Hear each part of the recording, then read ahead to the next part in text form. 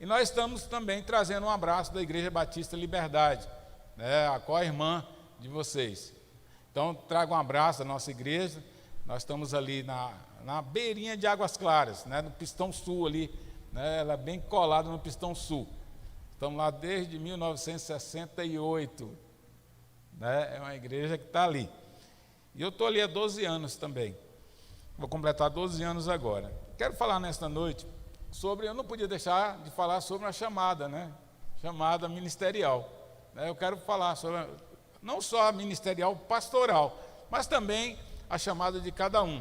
E para isso eu quero falar sobre um homem muito, mas muito conhecido de vocês, que é Jeremias, né? Quero falar sobre Jeremias. Abre as suas Bíblias aí em Jeremias 1 e já deixa aberto aí. Mas quem é esse Jeremias, né? A gente fala tanto de Jeremias. Eu gosto de falar de Jeremias que ele teve uma chamada irresistível, né? Ele não teve jeito, né? Deus o escolheu. E é interessante, eu trabalho com pastores há mais de uma década. E até hoje eu trabalho com pastores. Lido com os pastores e acolho pastores, né? Lá na nossa igreja nós temos 5 pastores, né? Então eu trabalho com pastores. E uma coisa interessante, desde a época de seminarista, que quando eu olhava os seminaristas chegando lá, eu quero ser pastor. Quando alguém que fala, eu me ofereço para ser pastor, eu quero ser, aí você fica olhando.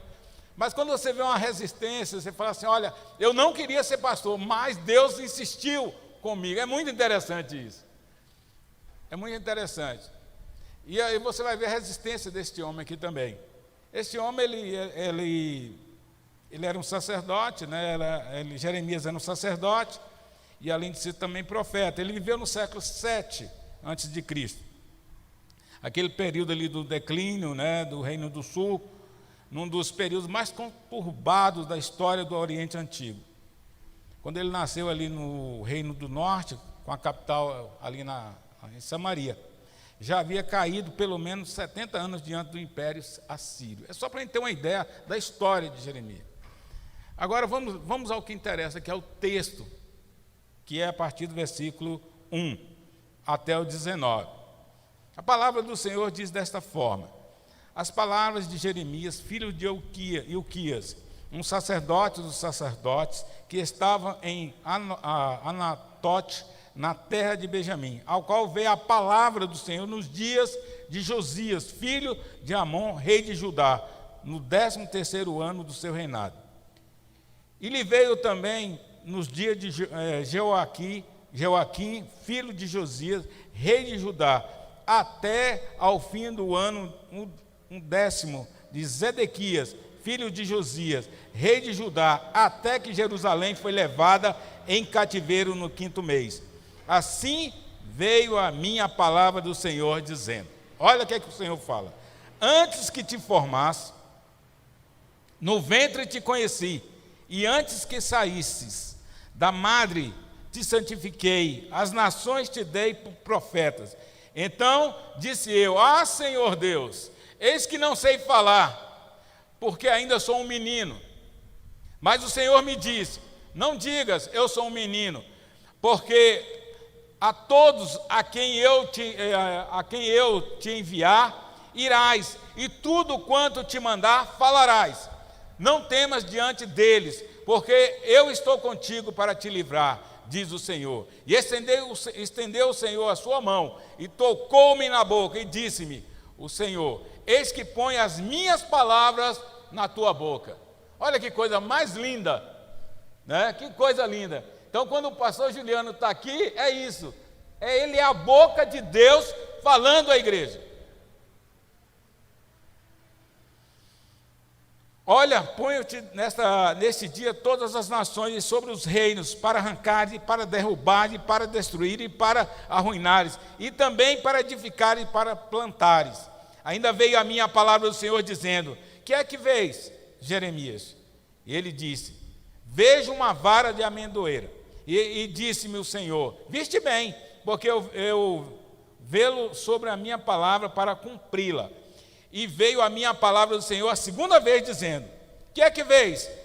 E eu disse: vejo uma panela a ferver, cuja face está pronta para o lado do norte. E disse-me o Senhor: do norte se descobrirá o mal sobre todos os habitantes da terra, porque eis que eu convoco todas as famílias dos reinos do norte, diz o Senhor, e virão, e cada um porá o seu trono à entrada das portas de Jerusalém, e contra todos os seus muros em redor, e contra todas as cidades de Judá.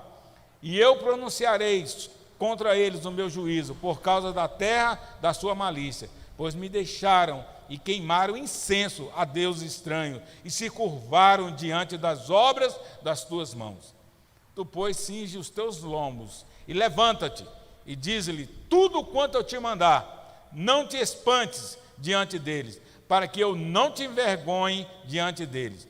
Porque eis que hoje te ponho por cidade forte, e por coluna de ferro, e por muros de bronze, contra toda a terra, contra os reis de Judá, contra os seus príncipes, contra os seus sacerdotes, e contra todo o povo da terra. E pelejarão contra ti, mas não prevalecerão contra ti, porque eu sou contigo, diz o Senhor, para te livrar. Amém? Que texto maravilhoso, que texto lindo. Vamos ficar em pé mais uma vez, vamos orar? Querido Pai, eterno Deus, diante da Tua face nós estamos agora, e já cantamos, Senhor, já glorificamos o Seu nome, já oramos pelo Teu servo, Pai, e nós queremos, Senhor, falar da parte de Ti nesta noite. Se conosco, Pai, fala, Senhor, para o Teu povo nesta hora, e é isso que nós pedimos em nome de Jesus, amém. Pode se assentar, queridos. É interessante sobre a chamada. É interessante que Deus nos chama, conforme a palavra do Senhor nos ensina, desde o ventre da nossa mãe. E é interessante que a mãe é uma das primeiras a olhar para a gente e falar: você vai ser um pastor. Já notaram isso? Ou você vai ser algo na igreja, você vai ser bênção na igreja. Quando desde pequenininho você olha e fala: olha, esse daí vai realmente fazer algo para a obra de Deus. Desde o ventre da mãe da gente. E a mãe da gente essa tem uma sensibilidade incrível de olhar e falar assim: olha, esse menino, essa menina realmente vai fazer algo tremendo na obra de Deus. Ou quer seja cantar, quer seja tocar um teclado. Amém? Cadê a tecladista? Amém. Ou tocar uma bateria, os barulhentos. Esse daqui está até solto aqui na igreja. Tem uns que eles prenderam os bateristas, eles são perigosos, né? Eles prendem, botam ali no aquário, né? Eles são perigosos. Então, desde pequeno, eu lembro, quando eu era pequeno, já adolescente, minha mãe gostava de falar isso, mas mãe é uma coisa, né? Mãe também às vezes se engana, é verdade. E ela pensa que o filho dela vai ser uma coisa, e ele fala: não, mãe, eu quero essa outra área. Mas minha mãe olhava e falava assim: olha, você vai ser pastor. E eu falava assim: mãe, olha, eu quero ser amigo do pastor. E eu era ovelha do pastor Moisés Dias da Silva. Está aí, né? E eu falava: mãe, eu sempre fui amigo dele, do meu pastor. E eu falava: mãe, eu vou ser amigo do pastor, é mais fácil. É legal ficar sendo amigo dele, ali sentado no banco, apoiando ele, é legal. Ele falou: não, meu filho, você vai ser pastor.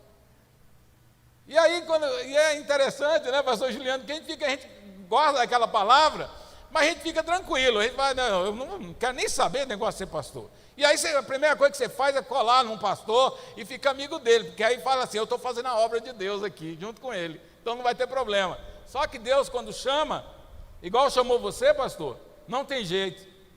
Não tem jeito, você pode fugir para um lado, para o outro, você vai ter que cumprir o propósito de Deus.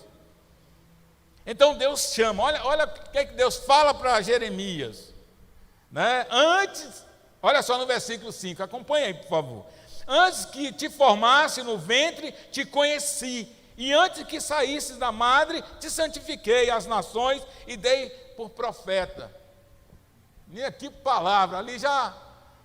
Ele olhou e falou: eita, você tudo isso. Eu acho que Jeremias é chamado de o profeta chorão, mas eu acho que a responsabilidade era imensa num maior tumulto, ele iria bater de frente com todo aquele sistema. E pastor é para bater de frente com o sistema mesmo, com tudo aquilo que está errado, quer seja fora, quer seja dentro da igreja, em qualquer lugar. Eu achei interessante a palavra do irmão Fortunato, estou certo? É o nome do meu avô, não vou esquecer, pode ficar tranquilo, porque eu sou péssimo de memória, mas o seu nome está tranquilo. Então o que acontece? Ele é para bater mesmo de frente. E o legalzinho é sempre o pastor que vem pregar de fora, já notaram? Ai, pastor, aquele pastor que pregou é tão legal. Olha, nós gostamos do senhor, não resta mais do pastor que pregou, pastor. Não, o legal é o que fica com vocês todos os dias, de madrugada, visitando, aconselhando. É aquele que vai no cemitério, quando ninguém quer ir, nesse tempo de Covid, é ele. Ele é o legal, ele é o bacana, ele é daquele que vai estar com você. Esses que passam de púlpito igual eu aqui, é só de passagem mesmo.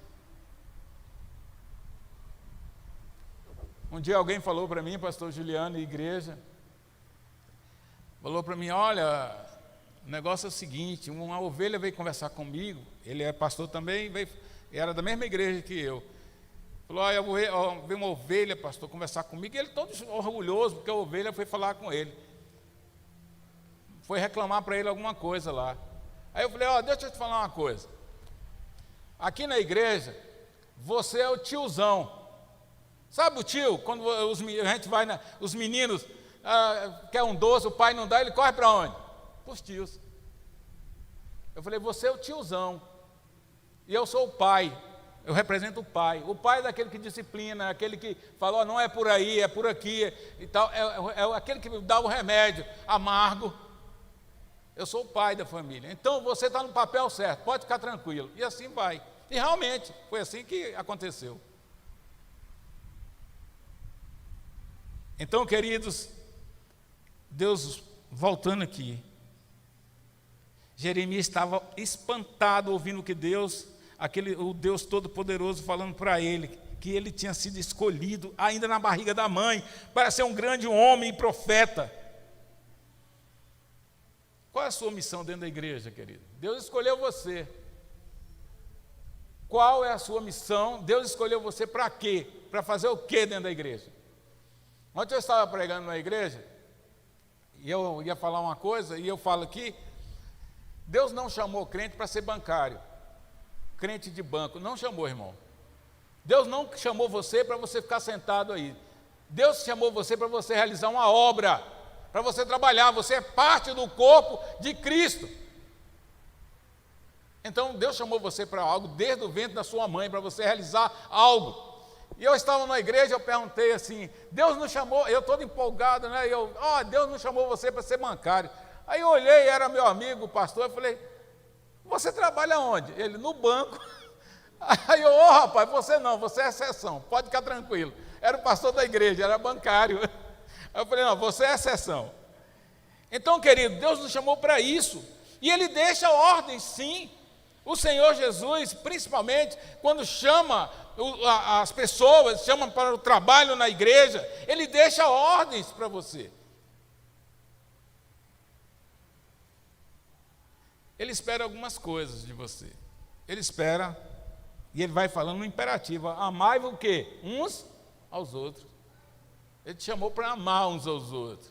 E nós falhamos tanto em nossas igrejas em amar uns aos outros. Ele nos chamou para amar, nos chamou para pregar o Evangelho. Pregar o Evangelho não é para o pastor Juliano, lamento, gente, não é só para ele. É para você, você foi chamado para pregar o Evangelho. Se você abrir a sua Bíblia em Marcos 16, 15 e 16, você vai olhar que Deus falou, olha, ide por todo mundo e pregai o Evangelho a toda criatura. Ele não falou, ide os pastores, ide o pastor Juliano. Não, olha, nós pagamos o pastor Juliano, né? Tem uns que ainda falam, olha, nós pagamos o pastor para pregar. Não, querido, pastor não é empregado de igreja, lamento. Deus chamou você para ser bênção, para ser realmente profeta entre as nações. Falar de Jesus, falar da salvação num mundo que está um caos. Então você tem uma função dentro dessa igreja. Então ele chamou você para pregar. E a ordem foi dada por Jesus, não foi dada por qualquer outra pessoa. Jesus chama você para discipular as pessoas. Não só ganhar. Eu lembro que eu tinha um maior orgulho quando eu era adolescentezinho. Né? Eu saía nas tardes, ali na QNG, eu fui membro da Igreja Batista, da primeira Igreja Batista, 1º de julho. E ali nós tínhamos, eram muitos jovens, eram 80 jovens. E a gente saía para evangelizar, e eu falava assim, olha, eu evangelizei hoje 80 pessoas. Sabe o que é 80 pessoas? Os folhetos que eu entregava. Mas, gente, não é por aí. Não é por aí. É você ir lá, evangelizar e discipular. E acompanhar. E acompanhar. Um negócio que muitas pessoas só querem fazer o quê? Quer lá, fala de Jesus e antes que a pessoa aceite, ela fala, não, tá beleza. Por quê? Precisa acompanhar esse bebê que aceitou Jesus. Precisa acompanhar. E Deus nos chama para isso. E você tem uma função, você tem uma missão. Deus não aceita desculpas para realizar a sua obra. Qual é a desculpa que nós temos dado hoje na nossa cabeça mesmo? Deus chamou você para quê? Que você está dando desculpa. Não tenho tempo. Não tenho tempo. Não, pastor, eu não tenho tempo. O pastor falou, irmão, você pode vir aqui tal dia. Não tenho tempo. Não tenho tempo. Já viu aquele irmão que nunca tem tempo? Aí quando adoece, ele tem todo o tempo do mundo. Já notaram isso? Aí ele tem todo o tempo do mundo, na cama do hospital. Pastor, o senhor está sendo muito ruim. É verdade, mas é uma realidade, gente. Tem pessoas que não têm tempo. Sabe qual é o problema? Que nós não sabemos organizar, às vezes, os nossos tempos, o nosso tempo. Então, nós devemos aproveitar o nosso tempo na obra do Senhor, sim. Deus nos chamou para isso, não aceita desculpas. Jeremias, ele tentou dar uma desculpa. Ele tentou dar uma desculpa. Olha lá no versículo 6. Então disse eu, Senhor Deus, eis que não sei o quê? E por que ele estava falando? Ele queria dizer que não sabia falar assim, né, para os reis, para os caras, aquele negócio todo. Não. Eis que não sei falar, porque ainda sou um menino. Mas o Senhor me disse, não digas que é um menino, porque a todos a quem eu te enviar irás, e tudo quanto te mandar falarás. Irmão, quando Deus manda, ele te capacita mesmo, ele vai estar com você. É só abrir a boca. Pastor, não sei falar, sabe, você já está falando comigo. Pastor, eu sou gago, eu vou usar você gago. Falou com Moisés, não foi? Moisés é uma língua pesada, para nós já é gago, né? E Deus usou Moisés. E hoje não tem desculpa, se for mudo, fala do mesmo jeito, com libras, e aí? O problema é que nós sempre queremos arrumar desculpas para cumprir o ID de Jesus. Deus continua falando, é para você ir, é para você falar. E não adianta dar desculpa e dizer, olha, eu sou novo na fé. Eu sou muito pequeno, eu sou muito grande. Não, Deus quer usar você. Você é uma joia preciosa de Deus. Deus quer fazer com que você leve a mensagem do Evangelho para outras pessoas. Não é justo que as pessoas morram sem conhecer esse Jesus tão lindo que está aqui, irmão. Não é justo. Não é justo. Aí você fala assim, pastor Gerson, olha, é porque você não conhece minha vida. Pastor, eu acho que eu tenho até vergonha. Pastor, e começa a dar desculpa. 1 Coríntios 1, 27 e 29, diz assim, mas Deus escolheu as coisas loucas deste mundo para confundir as sábias. E Deus escolheu as coisas fracas deste mundo para confundir as fortes. E Deus escolheu as coisas vis deste mundo e as desprezíveis e as que não são para aniquilar as que são, para que nenhuma carne se glorie perante Ele. Deus me escolheu, gente. Então, para vocês é fácil. Uma vez um Um irmão chegou na porta ali, né, e falou: pastor, o senhor não imagina como Deus falou ao meu coração através da sua pregação. Eu falei para ele: rapaz, vou te falar uma coisa, se Deus falou através de uma mula, eu estou muito bem, não estou? E é desse jeito, irmão. Deus usa a gente, e usa mesmo. Basta você abrir a boca. A Bíblia diz, a própria palavra de Deus diz, se você não soubesse o que você iria falar, o Espírito de Deus ia falar por você. Então abra a boca, só isso, abra a boca e pare de dar desculpa. Então Deus escolheu você, assim como escolheu o seu pastor, para liderar vocês. Talvez ele no coração dele nem imaginava, com certeza ele nem imaginava que um dia ia estar aqui na frente ministrando para vocês. Aí ele falou: Deus realmente escolheu as coisas loucas. E trouxe ele e falou: você vai ficar aqui para ministrar para a minha igreja, vai cuidar da minha igreja. E aquilo que vocês ouviram aqui nesse instante, do irmão Fortunato, e que o pastor Juliano falou, a igreja não é dele, não é nenhum grupo, mas é do próprio Jesus. Por isso o cuidado tem que ser dobrado. O cuidado tem que ser dobrado. Então Deus capacita. Outra coisa interessante, Deus capacita realmente aquele a quem Ele escolhe. Deus capacita. Vocês viram onde é que eles se encontraram, os dois rapazinhos aí? Na faculdade teológica. Faculdade teológica. Você tem um chamado, vá para uma faculdade, vai se preparar. É assim que funciona, gente, no meio batista principalmente. Vai se preparar. Você tem um chamado, faça. Pastor, eu gosto de cantar. Se prepare. Se prepare. Faça o melhor para Deus. Ah, pastor, mas o meu melhor que eu cantei. Ah, meu irmão, você precisa melhorar, porque não dá não.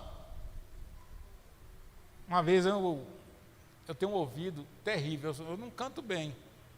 Pastor é o seguinte, ou ele prega e se ele for cantar um desastre. Então geralmente eu não canto, porque senão os irmãos vão sair devagarinho da igreja, sabe? Mas eu tenho um ouvido, sabe, eu estava me deliciando hoje aqui, né? Eu tenho lá na igreja, quem conhece a Liberdade, tem coral, tem quarteto, tem tudo. Então eu tenho um ouvido muito bom e chato. E uma irmã foi novata na igreja, foi cantar. Ela cantou daquele jeito, que você canta, os irmãos faz o seguinte, abaixa assim e começa a orar, né? Não está orando. Tem uns crentes que pensam que me engana, sabe? Aí faz assim, está querendo se livrar daquilo que estão ouvindo. E aí a irmã chegou depois e falou: pastor, e aí? O que é que o senhor achou? Eu falei: eu achei ruim. O Juliano me conhece melhor do que todo mundo, alguns aqui. É na lata, gente, comigo não tem meio termo. Eu falei: irmã, só canta muito mal. Cantou mal. Então você precisa se aperfeiçoar, melhorar. Porque, irmão, o melhor não tem que ser dado para Deus. Não é? É ou não é? E por que nós fazemos algumas coisas relaxadamente? E a Bíblia condena isso também, não é verdade? A Bíblia, vocês pensam que eu sou duro? A palavra de Deus é mais ainda. Ele chama de maldito. Maldito aquele que faz a obra do Senhor como?